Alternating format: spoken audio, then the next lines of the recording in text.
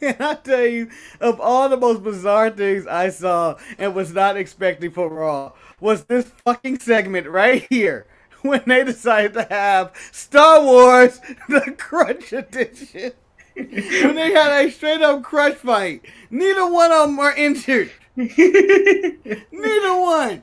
The ultimate ruse. It was perfect. Yeah. I swear to God, in the back, someone would be like, you know, it'd be great if they just had dual crutches. How we get there doesn't fucking matter. Charlotte's injured this week. I haven't heard anything about Charlotte being hurt. So when they were like her medical updates throughout there, I'm going, what are they talking about? And she comes out the crutches. I was like, oh, she might be hurt. And then Rhea comes out there. I'm like, what is this shit? They got the NBA disease where everybody's hurt. Yeah. And then obviously theft happened on the show as well. Yes. Hold on. This man can do whatever the fuck he wants to when he pulled up in that motorcycle. Like a badass. His boys didn't know he was rolling like that to the Raw. This is the average Raw. No one's even here in the arena. He's pulling up on that bike. I knew bad shit was happening to somebody. So are we calling him the Bollywood badass? Yes, the Bollywood badass. The Bollywood badass. Watch me grow. You can keep rolling. Ah. And I don't actually have any other thumbnails other than the ones that weren't used on Saturday. You fool! You fool! You threw it all away, Jimmy. You threw it all away. Yeah. Oh, can I pause and say that Roman Reigns, if he brings this up on SmackDown of how you are weak, Jimmy, and you proved it this week over the weekend or whatever, it would be great. However, I do hope Jimmy gets the help he needs. This is why Jimmy's a better Uso. Jimmy really does need help. Yeah. And we'll see you right after this. I'm Shotzi Blackheart, the ballsy badass, and you are watching the Untitled Manny and Marcus show. Remember to like the video and subscribe. Ow, ow, ow!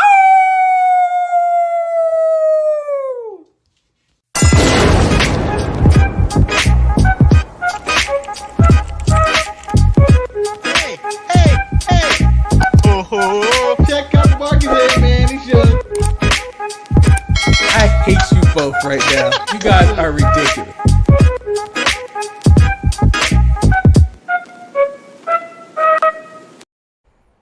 V-Trigger! I don't want none of that. In that image, that makes that look gruesome. That's a Bombay trigger. That is more elite than the V-Trigger. Look Yeah, at that. that is a... Look at that shit. That knocked out... Drew McIntyre won't remember one of his 10 stupid stories because of that. Welcome to the Untitled Manny and Marcus show. I am, of course, Lord Manny Hayes. I'm once again joined by... Marcus, the grand finale. Reign me with your energy. Please unite me and make me a better and more penniless person. Please. So, I obviously wasn't on Saturday's show. What show is that, Marcus? The Sharpshooters Wrestling Podcast. You know, it's one thing to have Eric hit me with smoke on the show, but for you to attack my heart in such a medical time, it hurts so much. I can't take Brandon Cutler. It kills me one piece at a time. So I did watch The Sharpshooters Wrestling Podcast. and little did I know that my co-host would try to shatter one's dreams. Yes, Because yes, his team, the Los Angeles Clippers, were eliminated in the playoffs. Yes, Manny. Little did you know. miss? Pause, sir. Because little did you know. In May this year, Manchester United, my club team, which is essentially the equivalent of your Los Angeles Clippers, on the levels of support that we have, because Yes. I'm talking about England, and then you would be talking about the USA when the USA go to the Olympics. Yeah, Yes. Same thing here going here, Marcus. I watch my team go through 11 penalties, only for the goalkeeper to miss the penalty and we lose the penalty shootout in the Europa League final. That crushed me. And then little did I know you wanted to crush my dreams, Marcus. Crush them. Let's review the clip. Well, you know I am Petty Mayonnaise. And so I don't know if I can allow Manny, or Prince Manish, as he likes to be known as, to win. Because my team, the Los Angeles Clippers, did not win. And I need someone else to feel the exact same pain I felt on this show. I need England to lose. And I know that's petty, it's sad, but the misery needs to be together. We're more united if we're miserable together. 4 pints in, everybody. 4 pints in. Mark, the game hasn't even started yet, Marcus, and he's 4 fucking pints in. Just want to point that out. That's all right. He got to get one for how many goals that England's going to get, and you times that by 0, and you got an answer. Marcus, you going for Ukraine? I told you I'm a hater. I'm going to congratulate Manny on the show next week if they do it. But right now, my pettiness, my bitterness, my trial, I need other people to share my pain. Okay? I'm an American, damn it. It's 4th of July. I need some shit to blow up. And it's going to be England tonight. And for my drunk colleague, Prince Manish, Lord Manny Hayes, have a good night. Let's go, England. Care to explain yourself? That is damning evidence. I was going to lie my way through this. Your Honor, I wanted to say, if I wasn't muted, I was going to say, Your Honor, I object to this footage. I was not privy to this information before the start of this trial.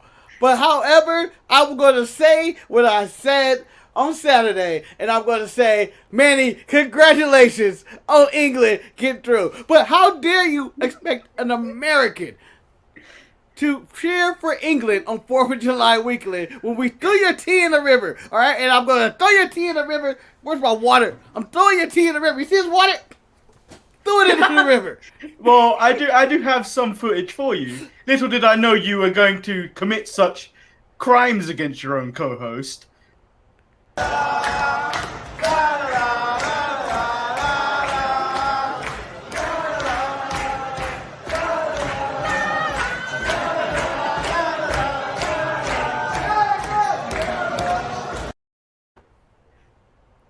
I'm right there with you. Ladies and gentlemen, that was a clip from the Sharpshooters Wrestling Podcast. You make sure you check them out. Check us out on Saturdays. Every Saturday at 7 p.m. UK time.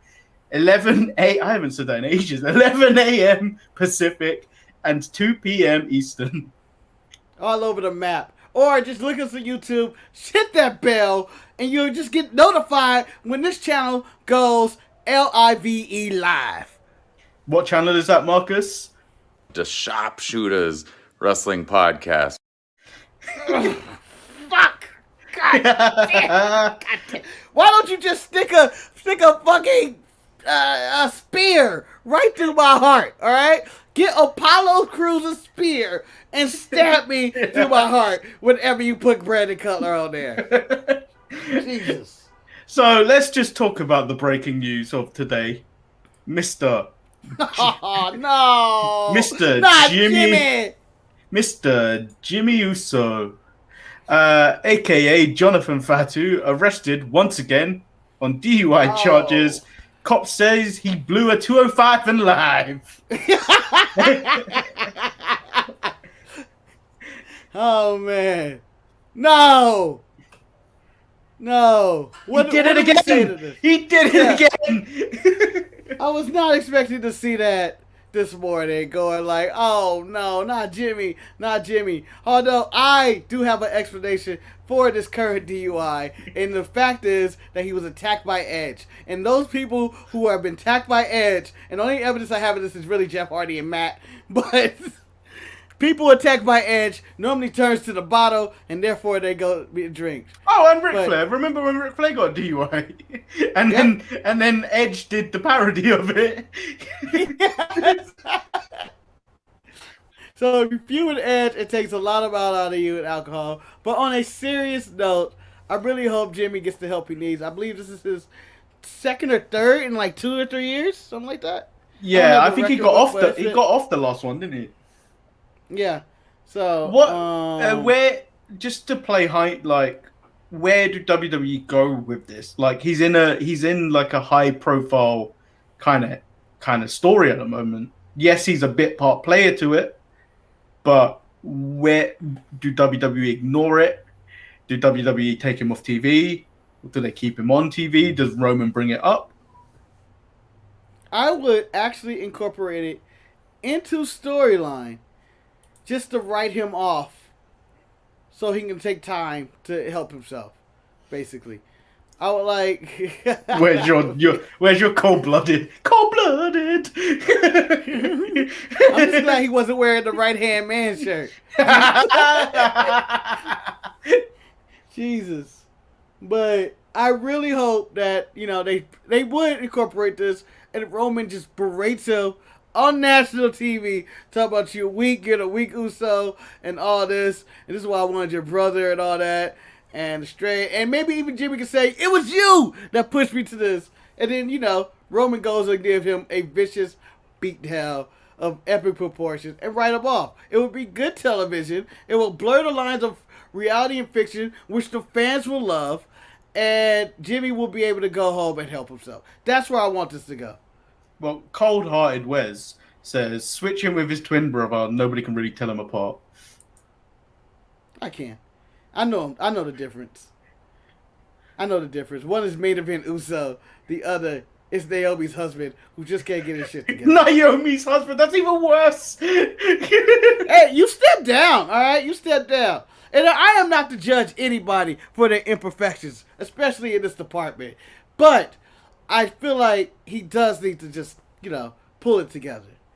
So we have an allegedly Tegan Nox worked a dark match against Toni Storm last night before Raw.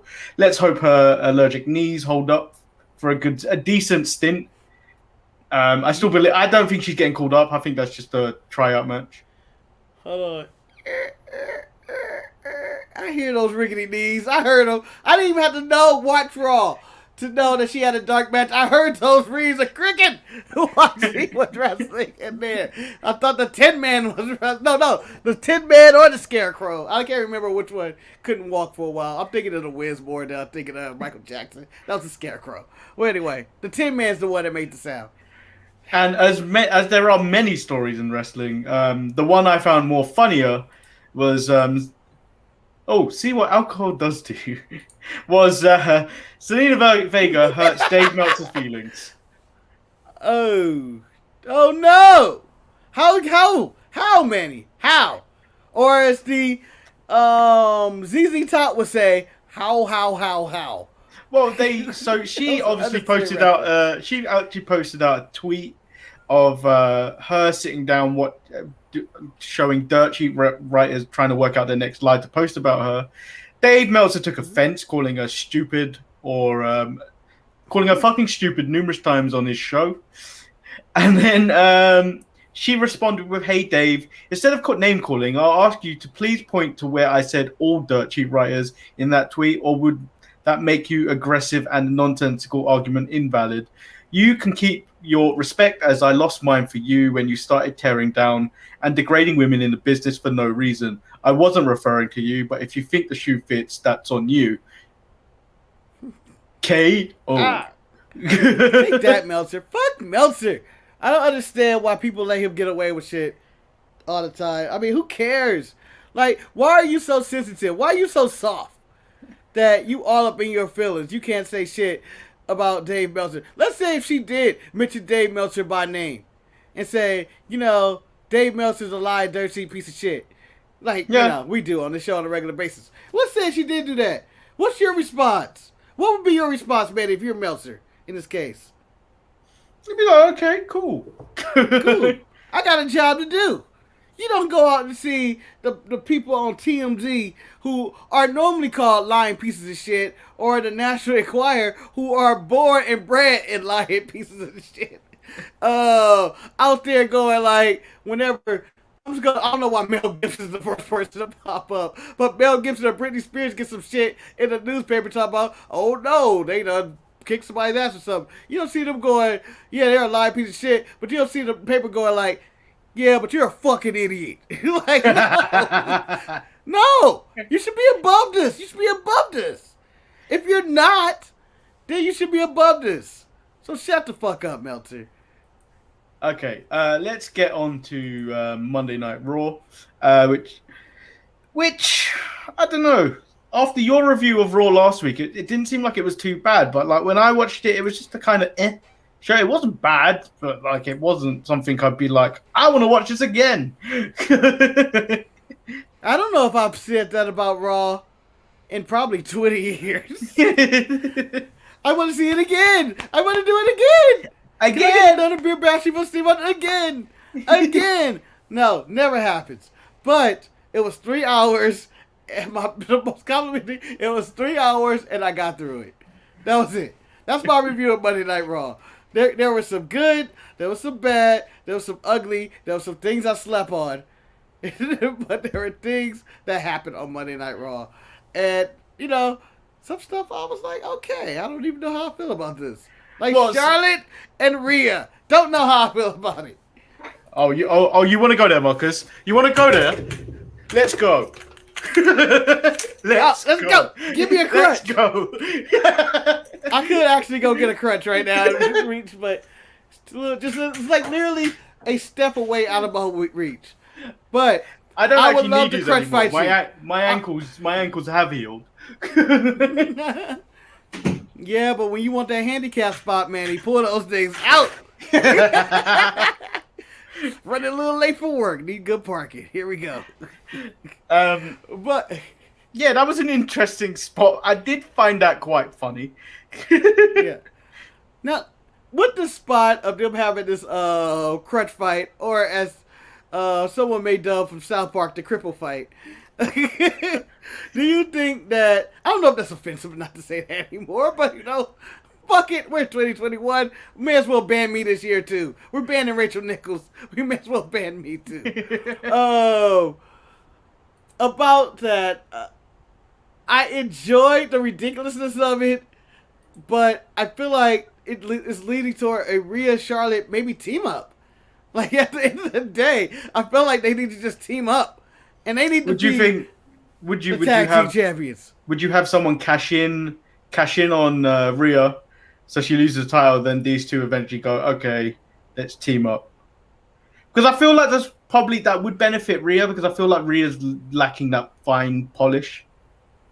Yeah, like I think they would be a nice tag team to run roughshod through the division. Hold on, excuse me, but I think a big match, and maybe people say, no, don't do that. But I would team them up, re-team up Sasha and Bayley to have Rhea and Charlotte against Sasha Bayley, and they could be fighting throughout the brands for these tag titles. Just a few. Maybe. Just a few. So we did start off Raw with Miz TV. Nothing really came of it other than Riddle climbing the ladder and saying he's really high. It's sad. Yeah, and then playing off more the ankle injury, which played true throughout the night, which was actually decent storytelling on their part, because they don't really follow through on stuff like that. And the match between him and AJ was pretty good as well. What did you make of the match? I tell you, this is what I think. For those who think WWE doesn't pay attention to detail, no. The thing is, they pay attention to detail to people they like on their show.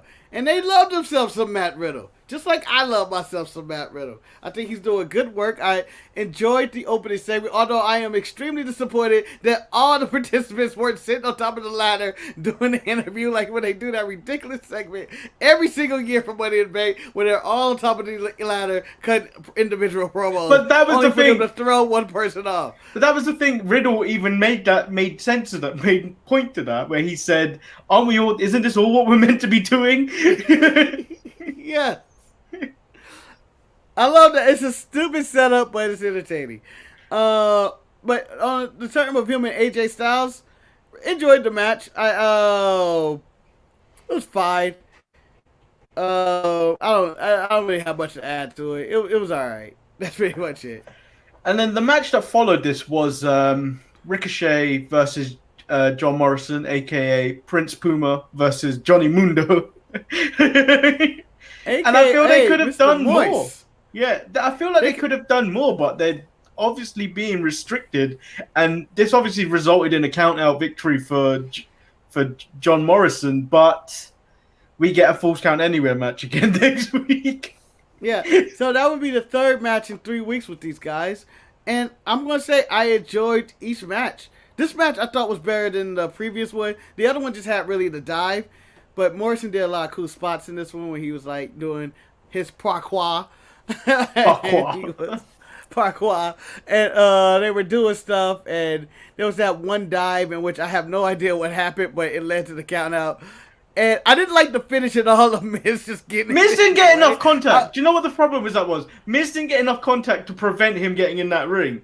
No, it was like literally Ricochet looked like he was done. It was like, nah, I'm tired, son. I don't even know what I was thinking with that last dive, but. Falls Count Anyway. I do like this more aggressive side of Ricochet, where he's throwing more of the punches and stuff, and the spot where he jumped over Miz into the to the Hurricanrana, and then that led to the power bomb. Yeah. When I went, ooh, that looked like it hurt.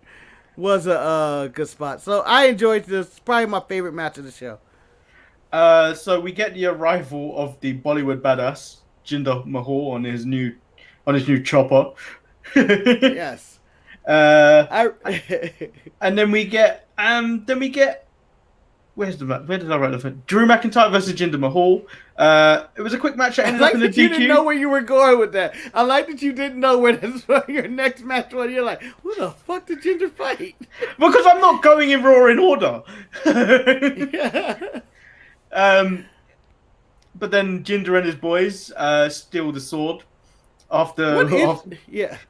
Well, so apparently, Drew told another crazy story about that, saying that it's related to Nessie, the Loch Ness monster, which is just like they're bastardizing his character again.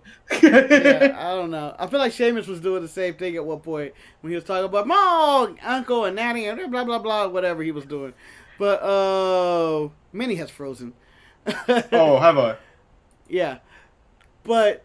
And you had the best frozen face ever. It was just, oh. But, what do you think of Jinder Mahal's in-ring return? I like Jinder. I thought this was a solid match. And I like the way Jinder works. I don't know. And I like. Thing is, I can see why people don't like him, but like the man has gone from being a chump to looking like a decent wrestler. It's just people do not want to get behind him.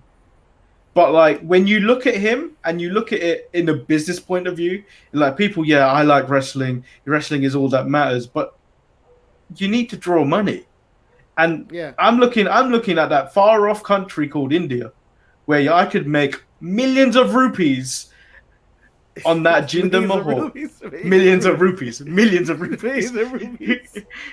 where you could make millions of that just off Jinder Mahal. Yeah. Like they did with the Great Khali when they were trying to make moves into India way back when he beat The Undertaker for the World Heavyweight title with that massive chop. But like you don't like certain things, but you have to see the other aspect to it, which is why I started looking at certain things as like why they're doing it. And obviously, like you see the Ali and Mansoor match. That's gearing up to a Saudi match. Come on, we're revving it up, baby. Vroom, vroom, vroom. We're on that Saudi fight. But yeah, I think Jinder will never get love because his style is very old school. He's a very old-fashioned wrestler. Like, if this was the 90s or 80s, he would be considered one of the top workers in the business. Yeah. Just for his style. And his style is not likable. He ain't doing the flips. He ain't doing anything, but I enjoyed it. It was more of an aggressive style from him, and I like that they protected him, Andrew, with the DQ finish with these guys. I forget what they call them now. But do you think people don't like Jinder because they rev up the America versus the world kind of stuff against him? Because I feel like that happens quite a lot with the likes of Jinder and then any other wrestler that's not from America. Well, I mean, they can go down that route. We could rev up and go full hacksaw Jim Duggan on his ass, but no. I think that, I think he's just, in the wrong time period. And if it lets you doing Canadian destroyers or 450s off the top rope or, unless you're Ricochet or somebody. Yeah. Unless you're one of those wrestlers, it's, it's really hard for the IWC to get behind, but I'm behind it. I think him and even this week, I know we touched on it only a little with the miserable life of Baron Corbin. I'm behind that story too. Just, little stuff like that. I'm actually more interested in those little stories than I am in like some of their main stories. Yeah, and so I did gloss over the Mansoor and Ali match, and I'm interested where that's actually going because that's been a subtle feud.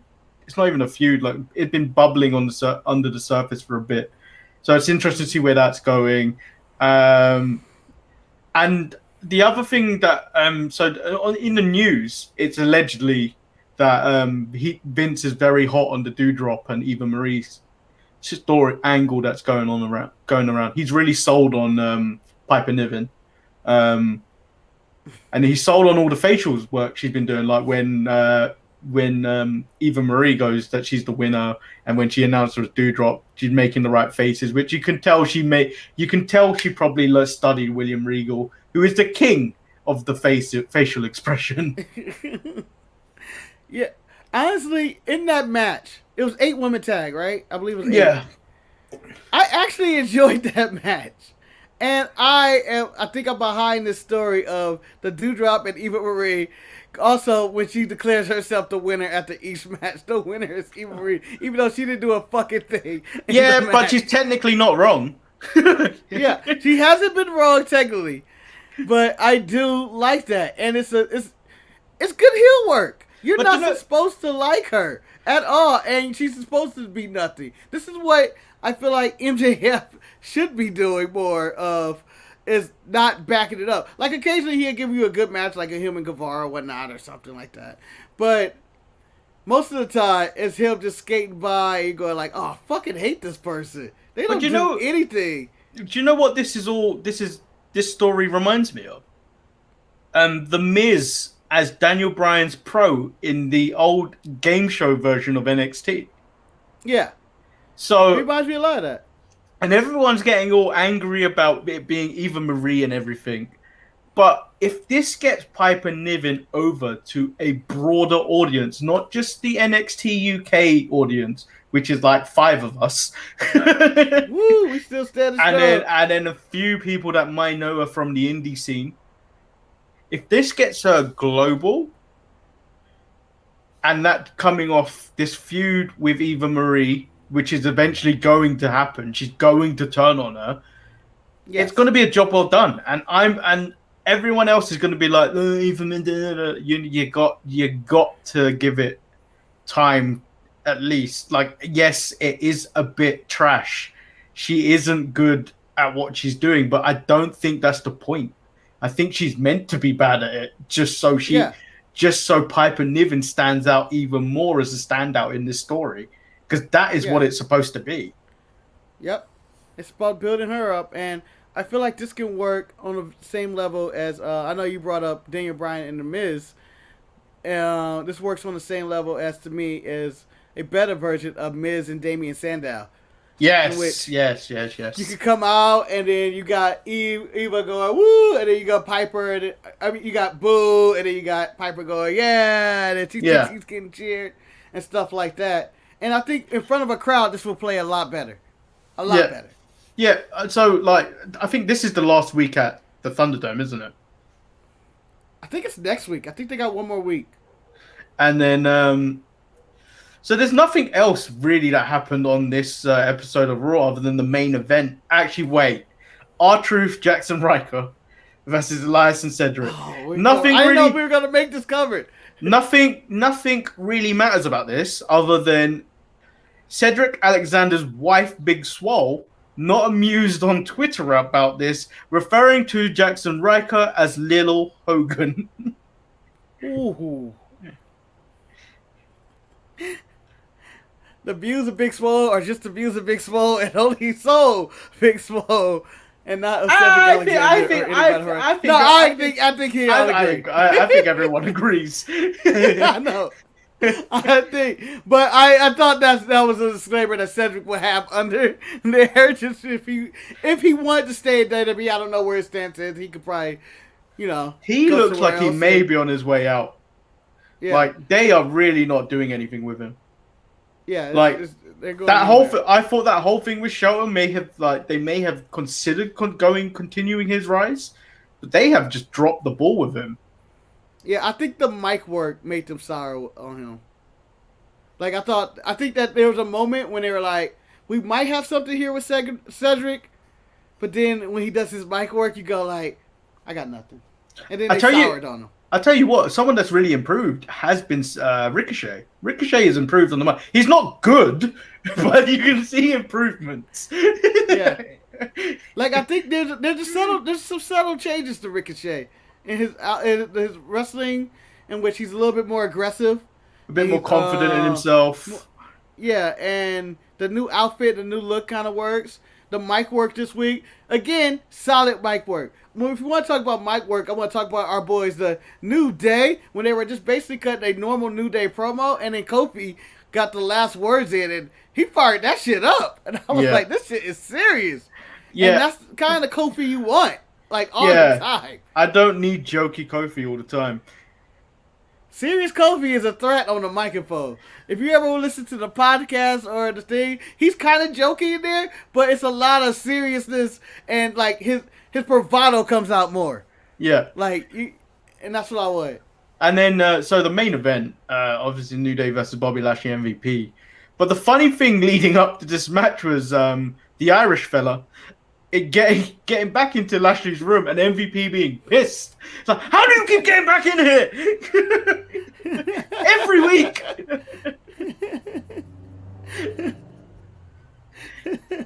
Yes. I don't want you here. Be like every week. This is the Lashley Lounge or whatever. Like you were in here, you sneak in here, you get your questions. It's the Irish charm. Yep. I'm gonna say Raw's a solid show. I don't know. I'm still kind of mixed on it. It's just still long. That's probably the number one issue with it. But I think all the stuff that the major stories hit. Like I honestly didn't care about the Riker thing and the R2 running off with the 24/7 and all that. I'm not sure about the main event story. I feel like it's losing a little bit of steam. I feel like it needs something, and I'm thinking that something is probably Money in the Bank. Like the something is going to happen at Money in the Bank, whatever it is. Are you talking about the Kofi and Lesnar? Not Lesnar, Lashley. Wow, that was Freudian slip. Yeah, Kofi Lashley. It just felt like at the end, it felt like it lost a little bit. Well, I feel like it peaked. It peaked at the cell in which Lashley is taunting Woods and slamming his face into a cell to them now having a tag match. That was like the peak. And now they're cutting promos on each other. Like they shouldn't be touching each other. They should be just verbally. And the thing is, we know that this is just a placeholder feud. I don't think there's anything long term here. Well, there's so much. Is not winning. I don't There's think. so much that there's so much that can happen at Money in the Bank that you kind of almost want to go looking forward to Money in the Bank because you don't know what's going to happen. Someone may cash in directly on the night.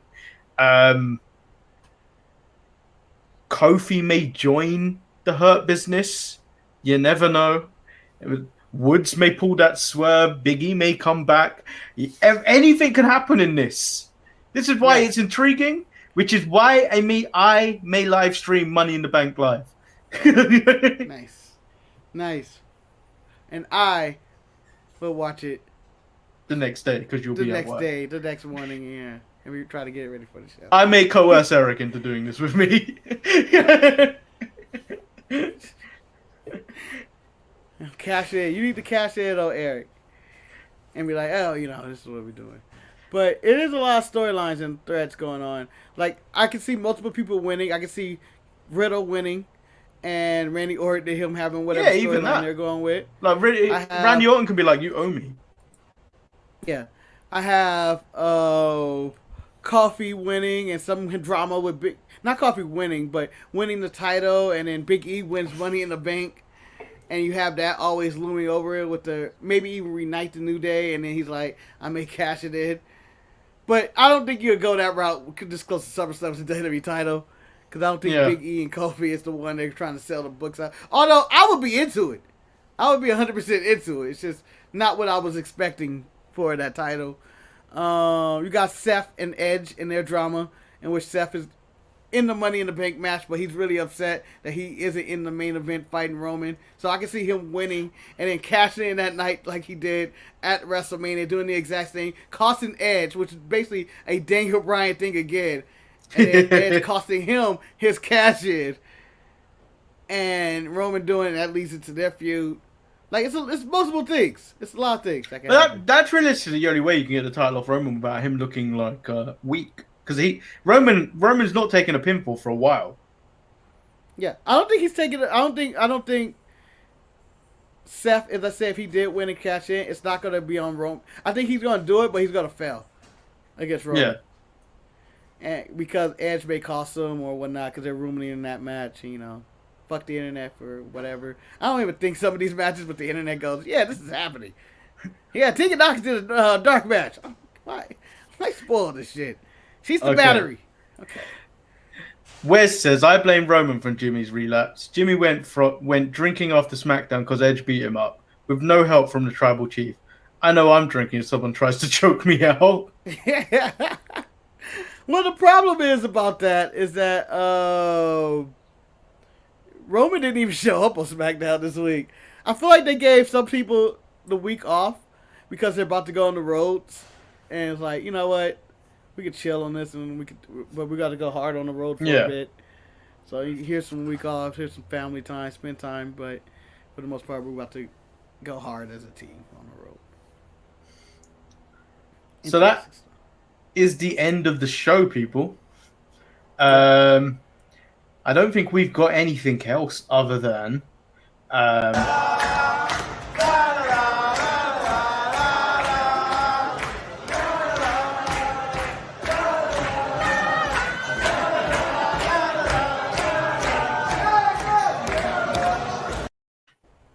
that little yelp at the end, out of tune with everyone else. That was me. Whatever. That was a very classy establishment too. It didn't look like your old run of the mill.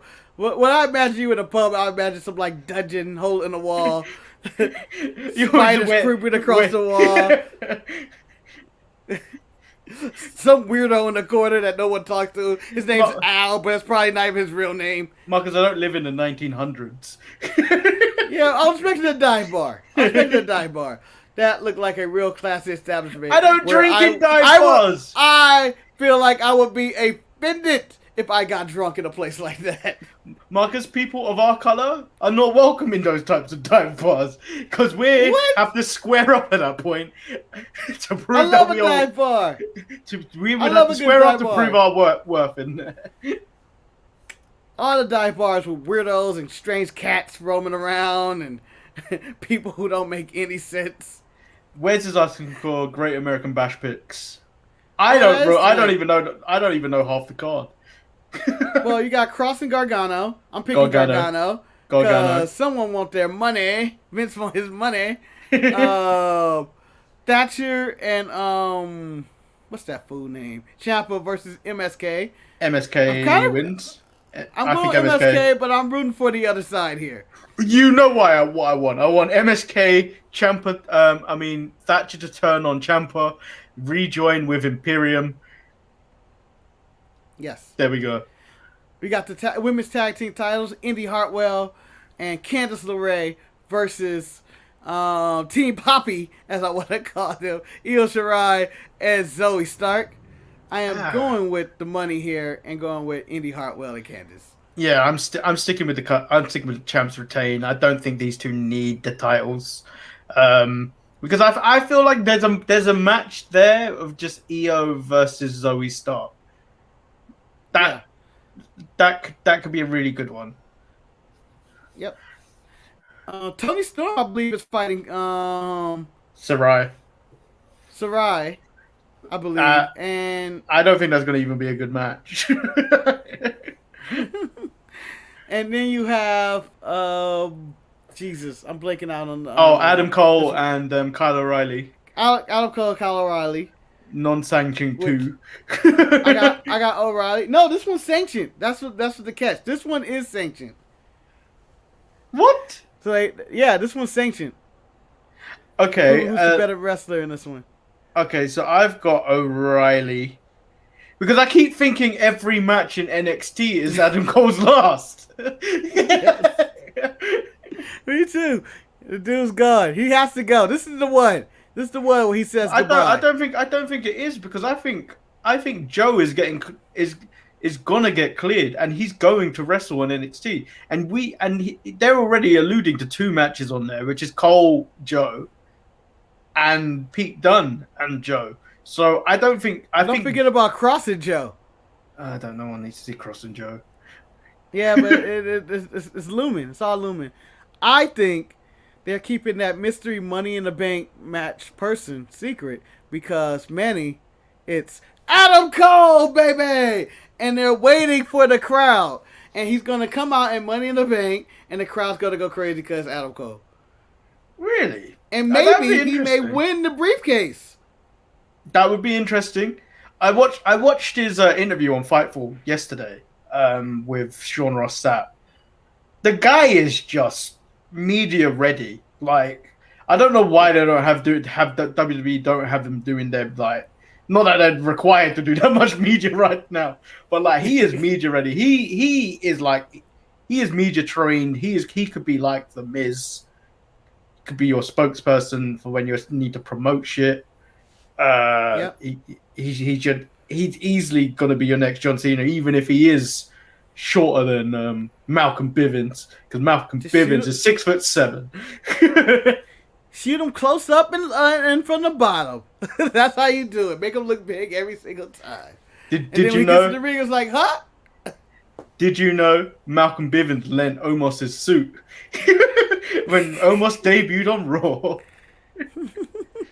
It was tight enough to say that.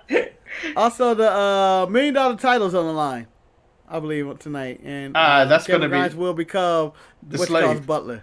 Yeah, he's the new Virgil. You can't say slave on TV anymore, but he will be the slave. I think white slaves are okay. White slaves are okay. Yeah, they're called butlers though. Yeah. Because they're still being paid. And on that note, people, we haven't got anything else. It'll be a good show tonight, and we'll be back on Thursday to review it alongside AEW. And I may be in a bad mood on that day, just because England may have lost to Denmark. They're not going to lose, Manny. I'm going to say this to your face. They're not going to lose. Oh, yeah, so I guess if Eric was doing a separate show. You want to know why they're not going to lose? Because they got family. Okay? It's been that means everywhere. Day without you, my friend. You know, I spent like 20 minutes talking to somebody convincing them that Paul Walker isn't dead in the series. And I'm like, he's not dead. He's not dead. You know, he's Paul dead Walker in real life. They could easily get the actor that played the guy in Iron Fist to be Paul Walker. Looks exactly like him. Well, they said his younger brother looks exactly like him. They could we could just swap him in. Like, it's the same guy technically. Just I don't know. Don't know if you should. It'd be wrong. Do it. What else they haven't did is wrong? Fucking do it. Just kill them off. And on that note, people, we'll be back Thursday. Make sure you check out www.storefrontier. Help this man out. Meet Marcus. You may know him from the Untitled Manny and Marcus show and the Sharpshooters Wrestling podcast. You may know he spent the majority of last summer living in his car, and now he's lost all his money in Vegas. Help Marcus by donating to the Sharpshooters Wrestling podcast or going to storefrontier.com/DSPN and buying some of our merch. Help today before it's too late.